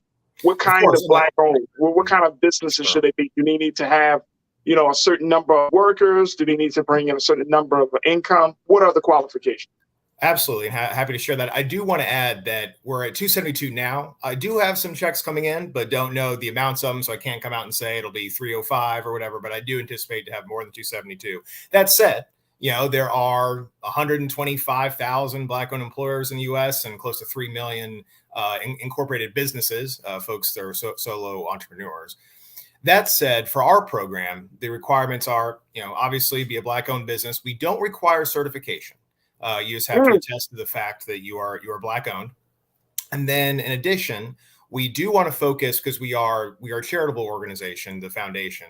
We want to ensure that these businesses are in the communities most heavily hit by COVID and the economy over the past 5 years. And so we do disqualify folks that are in the most prosperous 20% of zip codes. So we have a checker on the website if you're sort of curious about that. We use a different measure. We didn't come up with it to determine the prosperity index for that, to make sure that it does go to folks that are, in the middle of Atlanta, the middle of Detroit and Memphis, these places that are hotbeds of Black entrepreneurism. And then there is a worker requirement. We do want you to be paying 2 other people to help you run your business. Now, it doesn't matter if I'm not going to ask for W-2 contracts or your 1099s or full-time, part-time, whatever. But we do want the business we do want you to have someone other than yourself in the business, sort of here helping you out to give us because we feel like that's the part where 5,000 of them can really be an accelerator. And then on top of that, the only other restriction for industry is that SBA has some industry restrictions, particularly on places that are like membership clubs, things that are sort of the standard SBA loan disqualifiers. But frankly, that's so few businesses, it's not worth getting into. But we have that list on our website. So how did the Chamber of Commerce Foundation determine the amount? So in working with American Express, who was our founding partner back in the summer of 2020, there was a debate over, do we do a lesser amount and give out a lot, or do we give a higher amount and give out fewer? And we believe, where we came down at the time was that $5,000 was an amount that would have kept folks operating until other things could come around. If you look at the data behind Black-owned business starts compared to other racial and ethnic groups, the real big difference in business starts from African Americans and other ethnicities and races is that they tend to start with a lot more of it out of their own pocket. Right now, a lot of that has to do with lack of equitable access to credit, but that amount they start with out of their pocket, based on the industry, there's some differences there, but is about $3,000 to $7,000. Right. And so if we thought if we can sort of get in the middle of that difference, right, and if we sort of think that generally that's sort of the step behind that Black-owned businesses are in their external, credit system or credit status when they start a business, for us, that made sense. Instead of giving out $50,000 grants, which are great, but instead of giving out 270, we'd be giving out 25. Right. And so figured let's let more flowers bloom. Let's get it spread out a little more. So that was how we ended up with $5,000. All right. Well, I want to take some questions from our watchers, Lawrence, because so many of our watchers are business owners themselves, and they I know they're interested in taking advantage of this opportunity. So I want to share first and foremost, Lana, one of our loyal watchers and supporters. Lana, good to hear from you, ma'am. You said, y'all remember when there were Black Chamber of Commerce in each cities? Where are they now? Can you speak to that, Lawrence? I'll speak to it anecdotally. I don't want to speak for my partners at the other 4 chambers, but a lot of and this happened for a lot of local chambers. There's been some combination, right? And so instead of having a Black chamber in 3 cities that are 50 miles apart, there's now a regional Black chamber. And that was true across a lot of the non trying to think the right way, a lot of the specialized group chambers that happened to. But a lot of local Black chambers do roll up to USBC, NBCC, NBL, and Walker's Legacy. And if you go to their sites, they have lists of those chambers, and they're changing. There are new ones starting up. There are ones that are forming. That's particularly true in the Midwest. It's a pretty hot spot for it right now. So it is. I mean, I think it ebbs and flows. But to your question earlier, I do think we're going to see a flow in the increase of them. Absolutely. All right, let's go back to the chat. Mike, my guy, you said Farajii, out of the $700 billion venture capital that is funding, African Americans receive only 1% of that. Whites receive 50%. How does the chamber respond to disparity gaps for startup growth? Thank you, Mike. Good to hear from you, sir. That's a big gap to overcome there, Lawrence. Yeah, it absolutely is. I mean, if you do look at, you want to make sure that you get that venture capital out equitably. And to my point, that's one of the reasons why so many more Black-owned businesses start with more cash out of their own pocket. And like I said, I'm with the C3, so I do charitable stuff. Don't do a lot in that. However, our C6 side does have a program called the Equality of Opportunity Initiative. Mm-hmm. And one of their 6 pillars is access to this type of capital growth. And so, they are working with not only, specific, venture funds that will only fund Black-owned businesses and getting them, funding from, different series groups, but making sure that African American and other groups get an equal access to the venture firms that are not focused solely on African Americans. So our C6 folks do some work on that. So here's the thing, and help me understand this a little bit, Lawrence, that if Black folks are spending, Black business owners are spending more out of pocket than any other group of business owners, right? Mm-hmm. How come there isn't an alarm that's sounding within either like the nonprofit space or the government space to support Black businesses, when we know that Black and small businesses, well, particularly small businesses, serve as the backbone of the economy, right? Yeah. But there just doesn't seem to be any real investment coming from the foundation nonprofit, because I worked in the nonprofit sector for years.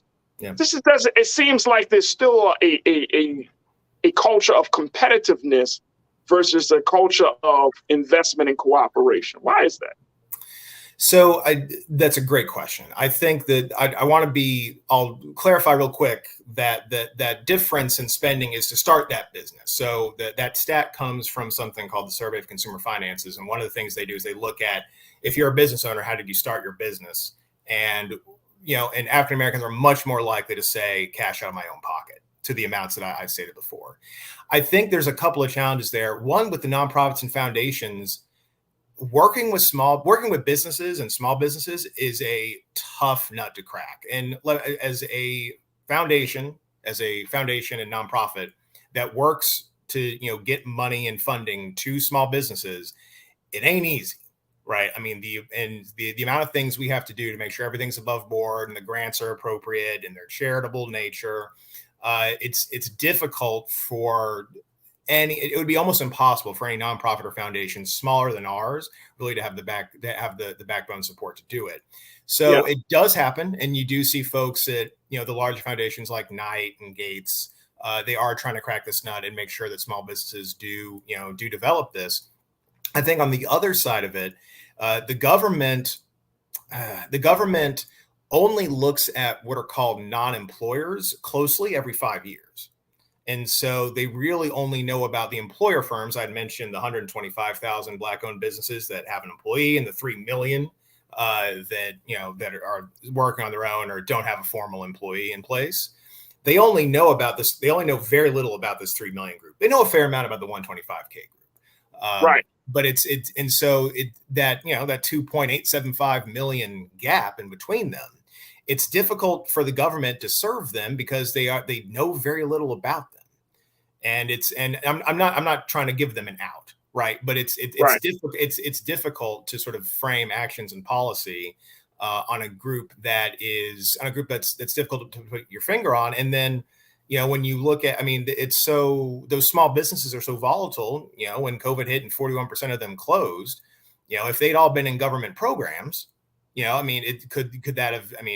may have been helped, but it's hard to say, if the government could have kept up with that. And foundations, they are trying, but it is just a tough road to hoe. Well, I think that speaks to my next question coming from another watcher of ours, Beach Lover. You asked the question, why we turn down for business loans when we need them the most? Ask that question.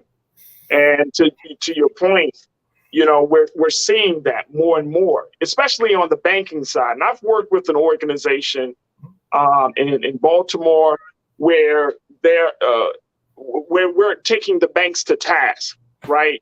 To say you set up banks in our neighborhoods and our communities, but at the end of the day, the loan rate for Black individuals, Black people, for Black businesses is very low compared to your banks, your banking locations and other places and other communities. And so it's like we're we see the disparities. You're seeing the numbers, you see the disparities, but yet the loan rate is still low. Is there a way that the U.S. Chamber of Commerce Foundation can start to address that inequity? So one of the things we're trying to, and I'm speaking as the foundation, not as the right as the foundation, so, right? Yeah, that's fine. So we are particularly with the coalition and all the work we're doing. We're trying to, answer the question of why they don't have the access. It's I don't work for a bank. I'm not a banker. There is certainly a problem on Black-owned businesses don't get loans. Period. But until we can determine, do they not have them because they apply with the same credentials and get rejected at higher rates? Are they not applying? Are their credentials not the same? And so we're trying to make sure that the playing field is level, to make sure that, regardless of a Black owner, white owner, Asian owner, whoever, comes in with the same portfolio, that they'll get the same answer. Yeah. And part of that comes through a lot of the coaching that we have through our program, through a program called Eureka. It helps ensure that for these businesses, particularly the ones that are new, we have older businesses that frankly don't need help in getting their accounting right. But if we have new businesses that we might be the first step to go show a bank, hey, we got this $5,000 grant, we're a real thing, we're up and running. It can help them sort of put together, stronger packets and help improve that. And so it's something that, we're trying to do from the foundation to, I don't think general awareness is the problem. I think anyone in this space kind of knows that happens. Yeah. It's making sure that, we want to make sure that it's not happening before they even, walk into the loan office, and anyone goes to a loan office physically anymore, that it sort of happens that everything getting into the loan office is exactly the same. So absolutely. Yeah. So talk to us a little bit, Lawrence, about accountability. How, you talked about COVID-19. We have been covering a number of stories and had these discussions here on this show and on Roland Martin Unfiltered about, any type of money that has come in for COVID relief for businesses in general. Yeah. That now we're starting to see these stories about fraud, various businesses taking the money that should have been in the hands of Black businesses. So talk to us, what kind of accountability measures is the U.S. Chamber of Commerce Foundation planning to put in place to ensure that this money, this $5,000 for Black businesses, small Black businesses and Black-owned businesses, go to those places and not to someone else? I appreciate that question. And to be honest, when we started this in 2020, that's what kept me up at night. Right. What kept me up is that, me and my team needed to make sure that we stewarded the money that we got from our funders and that it went exactly where it needed to go, that it went to these small Black-owned businesses.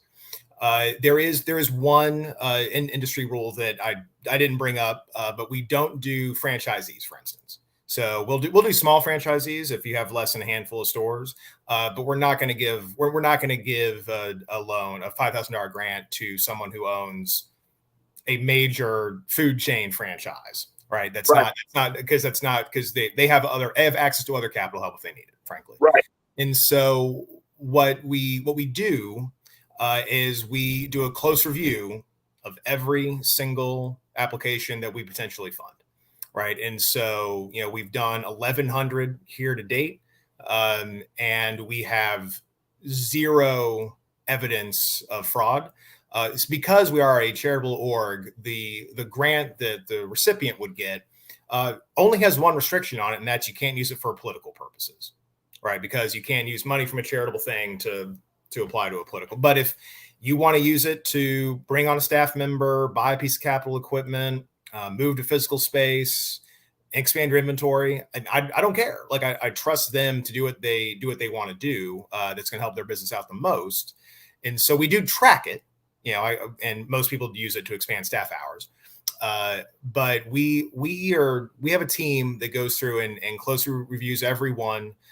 Some are harder than others, right? And if there's a question about, hey, this application doesn't add up, there's discrepancy in the W-9, those folks don't get the grant, right? I mean, so we do exercise, a little bit of our own prerogative to make sure that it goes to the folks who it's supposed to go to.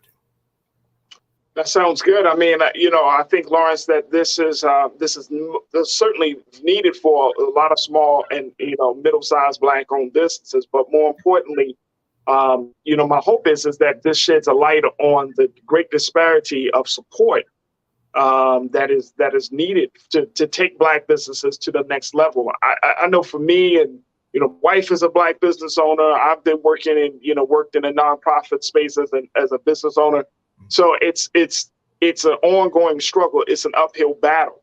And, I would like to see foundations and government agencies and just the for-profit sector to take this thing seriously. Like, we can't have a discussion about, moving America forward if we're not moving the Black business owners forward in the process. And I'm seeing that. And my hope is that as we have this conversation and these opportunities, that it will start to turn the tide to show that, Black businesses, Black-owned businesses are worthy of investment. They're worthy of the attention that they need to move forward. Lawrence, talk to us. How can people get more information about the grant program? I know it kicks off on Monday. How long will the program last? But with these, with the publicity and the fact that you have limited resources, I wanted to make sure that people heard about this sooner rather than later. Yep. Happy to give those details. So if you go right now to our site, webackblackbusinesses.com, everything I've talked about is there, black and white, ready to be reviewed. We do open the application period on Monday. Right now, you'll see an email collector. Type in your email. The only thing I'll ever use it for is to tell you when the application period is open. It'll be open from Monday to Tuesday the 6th. That's the day after Labor Day, so just over 2 weeks. We ask about 20 just demographic questions. So these are things that you're registering to us that, hey, I'm eligible, want to be considered. So we collect that. It only takes 3 to 4 minutes to fill out.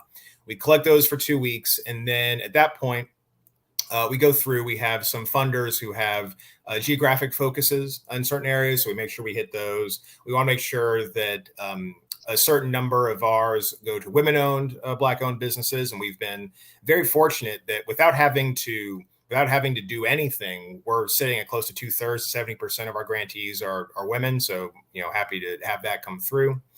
Once that occurs in late September, we'll reach out to whoever we can give grants to, ask them for a few more specific details, the W-9 document we need to do some checking and things like that. So we get that taken care of. Thank you. It's on the site right now. Yeah. So we get that up, and then we'll make the decisions in October. Those folks will go through a coaching platform for 6 months. And then we have a separate $25,000 for folks in that group that will be a more qualitative, hey, you spent that $5,000, really great. Your business future is really bright. So the $25,000 grants to about 15 of them will be more of the judging, as opposed to this, which is more, tell me you're registered. We're going to pick some cities we need to go to and to start pulling names. That's awesome. That's awesome. Kenan, I want to just throw that back on there. webackblackbusinesses.com. Take a look at the site, folks. A grant-making initiative providing immediate financial assistance and long-term support for America's Black-owned small businesses. Folks, you definitely want to take advantage of this opportunity. They have limited funds, $5,000 grants available for a little bit over 300 businesses. And so this is a fantastic opportunity. If you're a Black-owned business, if you're a Black business owner, you want to definitely take a look at this. And I know, Lawrence, that you have this grant making. You talked about the $25,000, but it sounds like you got some other things coming down the pike for the U.S. Chamber of Commerce Foundation. Can people sign up for to be on an email list so they can stay up to date on some of the big initiatives? Absolutely. So what I recommend doing is apply for the grant.